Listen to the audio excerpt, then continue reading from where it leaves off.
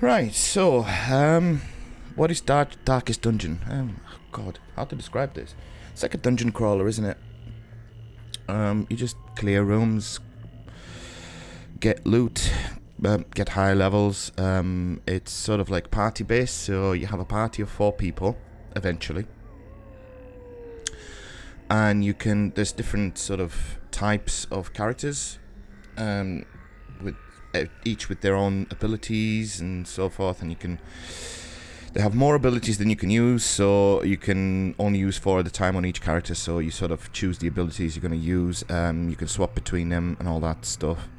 There's also a camp mechanic in the dungeons that are a bit more complex, which, I mean, I'll get to later on. I don't know if I fully understand everything anyway. So let's just start doing stuff. So we're currently in the room. Rooms are basically sort of pit stops between hallways. Rooms can have boss fights or mob fights. They can have just loot. They can be completely empty. There are places where you actually can scout, which happens automatically, which we'll get to that as well when it happens. I'll sort of explain what I can as I go along. Let's just move on. At the moment, we have a Crusader and we have a Highwayman. And you'll always start with these characters, pretty much. And for some reason, I don't know why, this game loves to do this, and it always happens. Your first Crusader will always be a Kleptomaniac. Why that's a problem? To start with, it's not a huge problem. But what he does, he basically opens things without you commanding him. And certain things have to be opened in a certain way, otherwise you can get heavily penalized. So that can be quite hindering in a run. He can set off traps, he can gather diseases, he can increase stress, which is a major factor in this game. You gain stress by bad things happening to you, by not being in the light and blah blah blah. Light, will get to light as well. I mean, this game is complex. I'll try to explain as much as I can as we go along, but it is, I mean, it's very complex in a way. When you first start, this screen alone can be daunting. Quite daunting, and I still don't understand absolutely everything in it. But let's just do this sort of this is sort of like a tutorial part where you just move forward. When you're in the room, there's no point moving around really. When you're in the room, you just change directions and you tell the characters to which room they will travel next. Later on, when you see more complex maps, you'll understand what I mean. But at the moment, there's only one way we can go. This is the first room. We're going to this one. There we go. The hamlet is just ahead. Yeah, so it tells you move forward and backward with DNA, and you can click to move and all that stuff.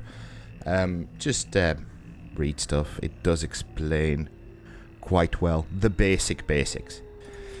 For everything else, I would say do something I haven't done much, which is YouTube is your friend. YouTube is definitely your friend. So let's just move forward. As you can tell, my character just got a bit more stressed. It got 3 stress. At 100 stress, you sort of initiate like I don't know what it's called. I don't remember what it's called, but it's like a sort of like a check. What it does, it can go either one way or the other, which is you can gain a really good buff or quite a bad debuff. So unless you have is it resolve? I think it's resolve, isn't it? No, not resolve. I don't remember what it's called, but there's a stat that you can sort of gain, which increases the chance of you getting a good result in that particular check. I don't remember, what is it resolve is being tested or something like that? I don't remember entirely. Just bear with me. I'm basically discovering this as I'm going along. So it is a sort of a blind playthrough. So at the moment, there's not much else that we can do but to travel forward. And there we go, we're in a fight. Now, we were surprised. I think what surprised means is basically that the enemy gets to attack first. I think that's what it is. And it happens mostly when your light levels are low. Your light levels are indicated at the top here. But it tells you here, so the combat is turn-based. You just click the icon and you click the target, and that skill gets executed onto that target. Where you stand matters. Who you attack, where they stand matters. We'll get to that. I will try and explain the best I can, but if I miss some things out, or if something is unclear, I mean, just let me know. I'm doing my best here. This is quite a complex game. So, okay, so what we're going to do, we got surprised, and basically what that did is it changed our positions.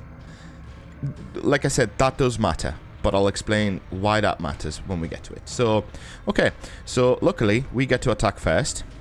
So we'll just put a bleed on this guy. When you hover over the target in the in this area, the window changes, as you can tell. I can't point at things because it's a hover over, so as soon as you take the mouse off the target, it disappears. But if you can see, it says Brigand Cutthroat, and you have the HP on the right side in red letters. Underneath it tells you some information about the target, such as protection, dodge, speed. Speed is important. Speed determines who attacks when. So it is quite important in this game.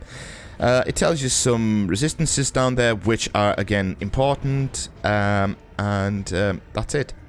So we put a bleed on him for 7. Which means 12 minus 7. He has 5 health. And if you click on the Highwayman, the bleed bleeds for 2 points per round for 3 rounds. So the bleed alone will do 6 damage. I'm not sure if that can be resisted or not, or lessened. I'm not entirely sure. I suppose I'll discover that later on. But I think one thing to do is just finish this off now. So I'm just going to smite this guy. There we go. And he's gone. I think, if I remember correctly, if you crit, your sanity increases. So your stress decreases, basically. And after every fight, you get loot. Of course you do. We got some gold. I'm gonna switch positions. Not that it really matters at the moment. We have 2 food for some reason. Okay.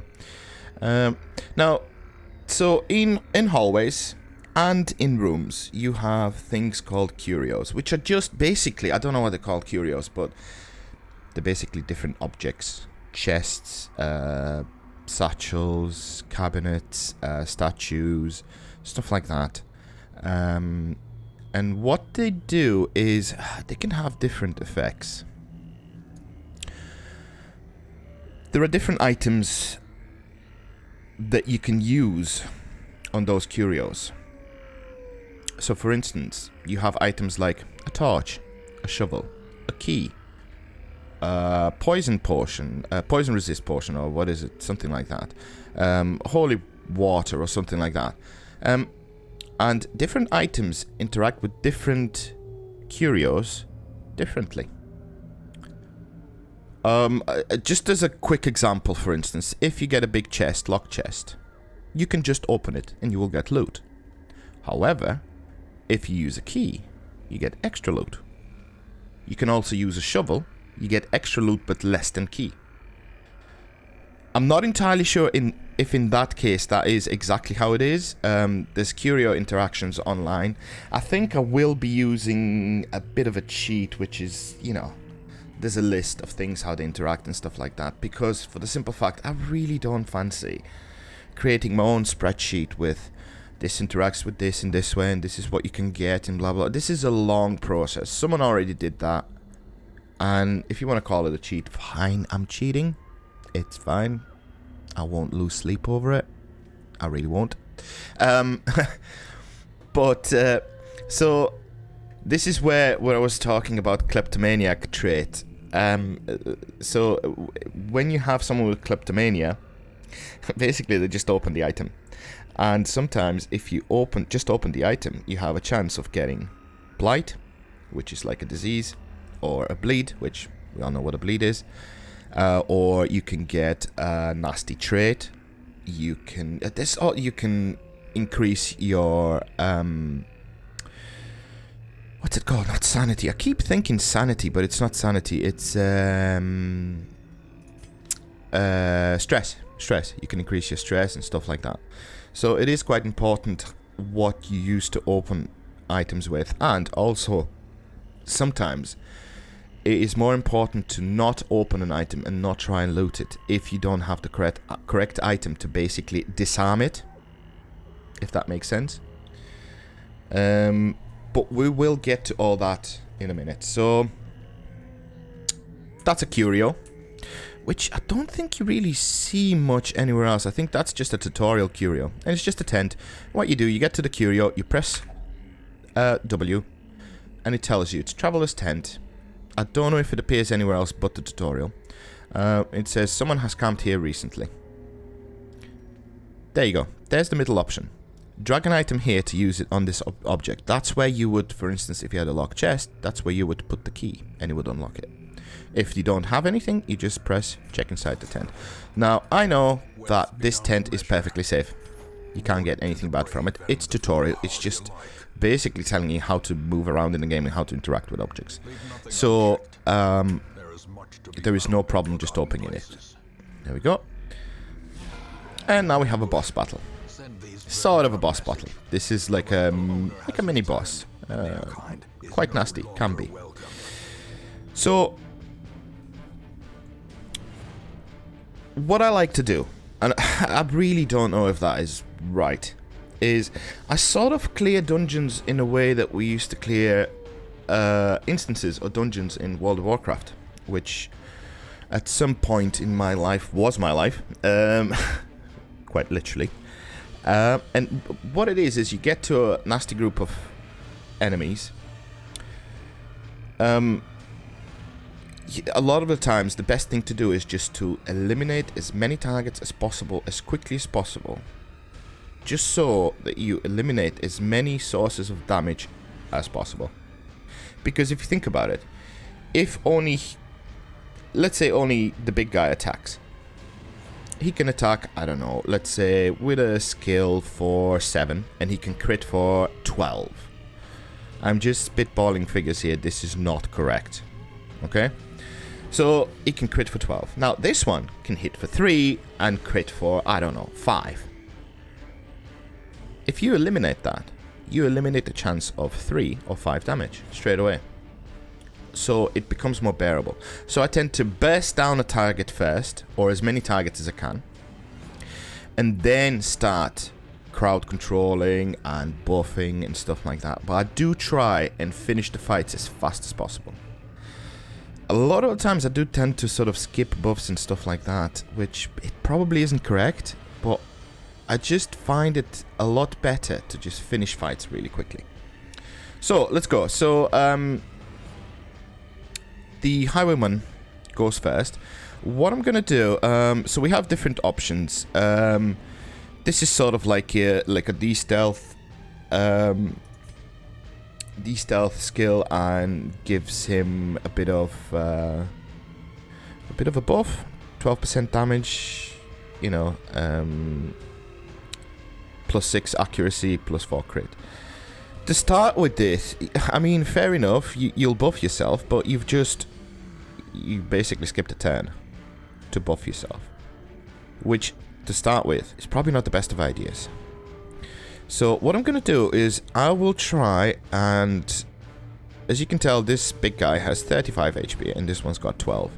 So what I'm going to try and do is I'll see if I can burst down the smaller target, or at least do my best to get him as low as possible potentially to the point where bleed just kills him.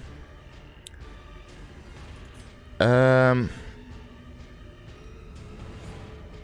I want to see what skill would do the most damage, really.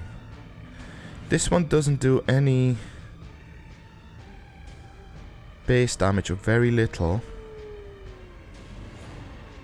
But it does put a bleed on. Do I just try to...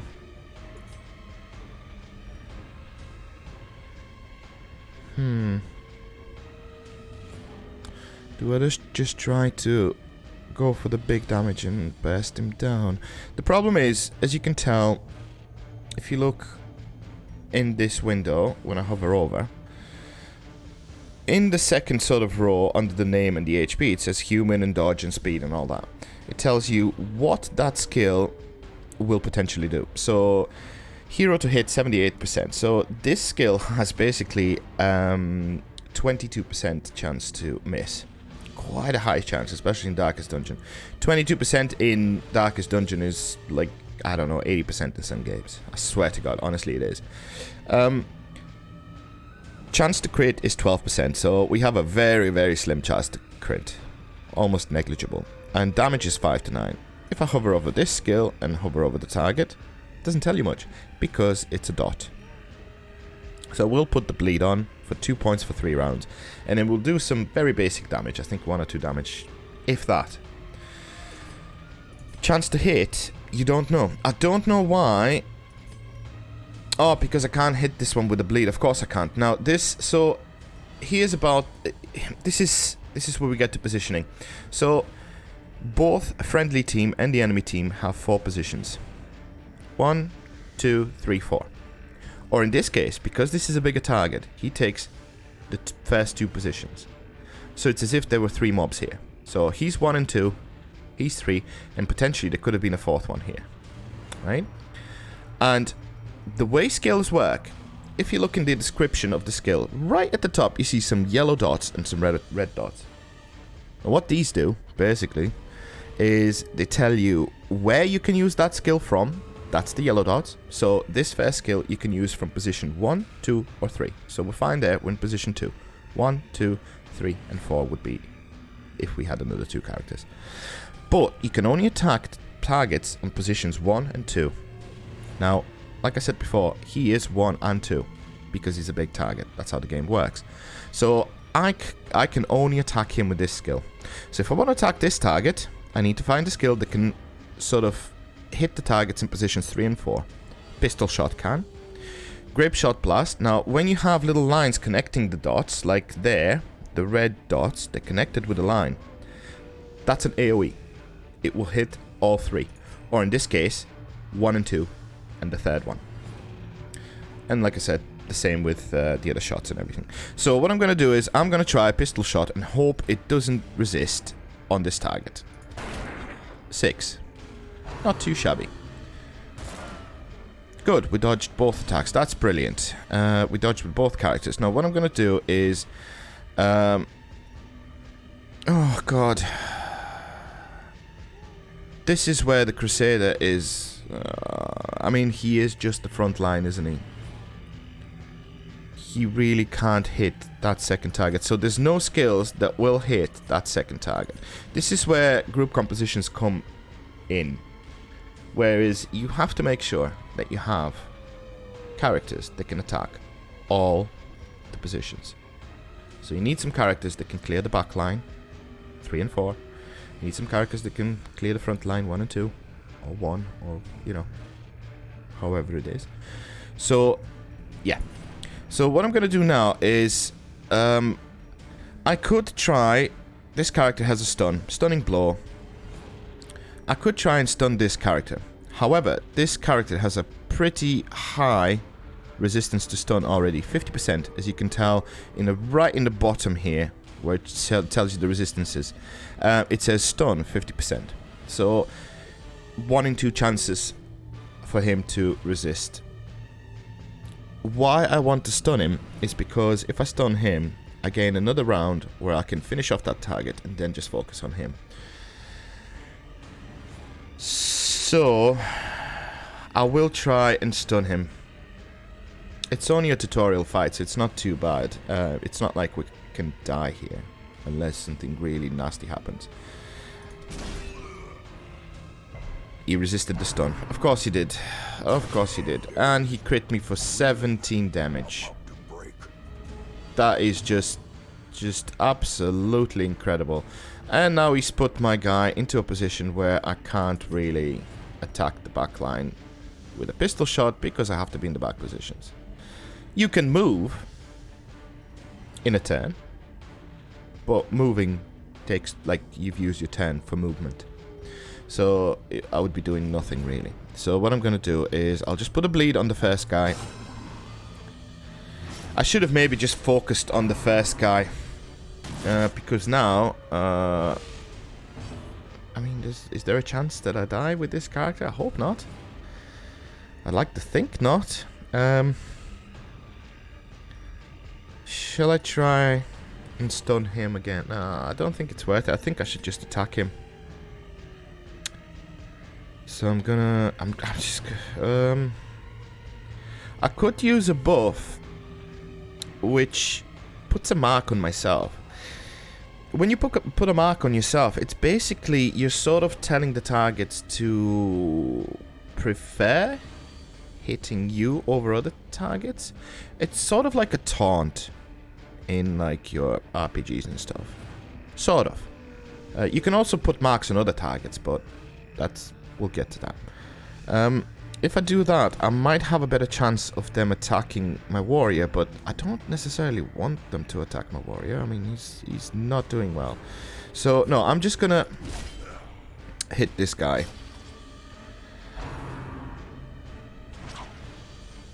So, I should have, in hindsight, I should have focused on the first guy and tried to kill him instantly. By the way, dots stack. So right now he's bleeding for 2 damage per 3 rounds. Per round for 3 rounds. If I attack him again and he doesn't resist, he resisted it. It would be 4. Now there is a bug which says he bleeds for 4, but he doesn't. As soon as it gets to his turn, he will only bleed for 2 because he resisted the second bleed. So, okay. So, let's go. I think we can finish this one off. Got a buff. 15 protection. That's fantastic. And I will just finish this one off, and that's it. There we go, and there's our loot. Oh, what a deed, what a busts, and what a crests. Basically, between each dungeon, you have a camp area where you have different buildings where you can do different things, from upgrading skills to blah blah blah, you know, upgrading camping skills, getting more heroes, treating diseases, treating afflictions, and like buffs and debuffs and stuff like that, resting, all of that. And each one of those buildings can be upgraded to be better and better and better and give you better things and better upgrades. These things are used for that. You want to gather these things. These are important things. Very, very important. All of them. And there's several of them. There's portraits, there's deeds, there's busts, there's crests, there's I don't know what else. So, just take all of that. So, we've completed the requirement for the quest. So, every time you go into a dungeon, you get like a quest. Quests are anything from clear the whole dungeon or clear... So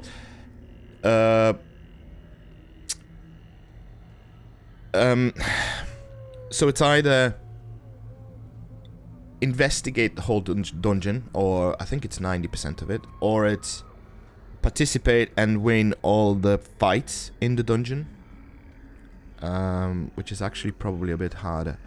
And I don't know what else there is. And basically, as soon as you complete that quest, even if you haven't explored the whole dungeon, you can leave to the town and you'll get your rewards and you finish your quest and you're all done. If you're like me, I pretty much clear every dungeon. It's just, you know, it's a bit of a completionist in me, and yeah, I just tend to do that. So, right now, you have 2 options. You can return to Hamlet, which is our base area, or you can continue adventuring. I know for a fact this is the last room in this area. So, you know, there's nothing else to explore. However, if I click on Return to Hamlet now, I can't loot the last chest. There is a chest there. It just takes me straight back. So I'm going to continue adventuring. And I'm going to take a chance at opening this chest.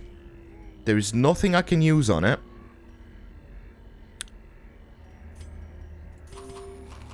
I don't know why I used that food now. It's just, oh, I shouldn't have used that food. Any food that you have left over, you get some money back for it after the quest is complete.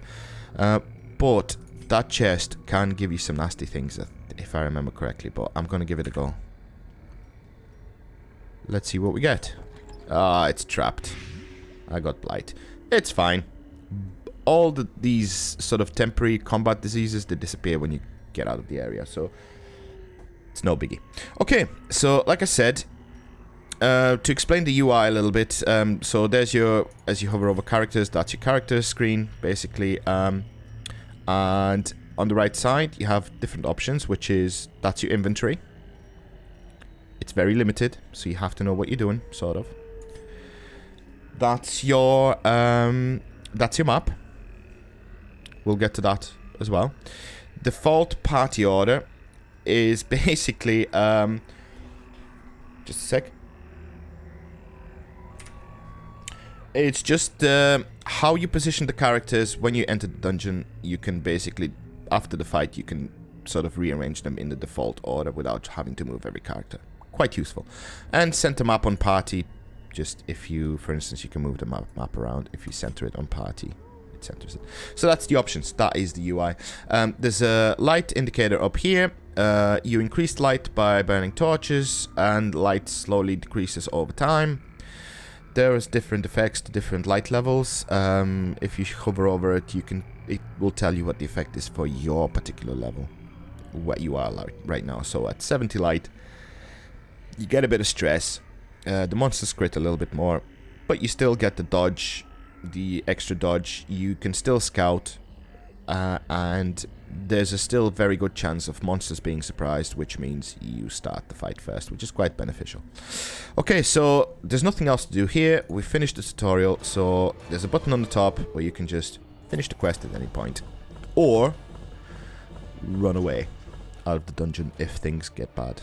If I've only had to run away once so far, and was basically one of my really valuable characters was literally on the brink of death, and there was no way I could win that fight. It was like a surprise fight against this big, massive thing. So I ran away, and I'm not entirely sure what the downsides of running away are. There must be some downsides, because this is Darkest Dungeon. Darkest Dungeon does not skip on the opportunity to punish you when you're being a pussy. You know, in a nutshell. So I'm not entirely sure. I'm guessing you can get, you know, dangerous debuffs, or I don't know, stress. I'm not sure what exactly happens. I would assume stress and stuff. By the way, stress levels persist. Stress does not reset when you go back to the town. That's where stress relief comes in, because you have to use that effectively as well, which I will probably fail at quite miserably. So we finished the party. This is the sort of the woohoo screen, what you get at the end of the quest. So we got 5,000 gold. Great. This is the treasure that we collected, which sort of translates into 600 gold. So we'll get 5,600 gold. And these are the hell rooms, which we get to keep.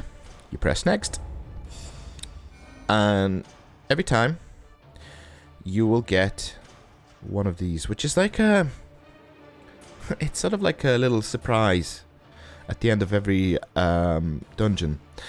What this does, when you click on it, it rolls and it gives you a random buff or debuff, or I think if the quest is successful, you get mostly buffs, and if it's not successful, you get debuffs or something like that. I think so. I'm not sure.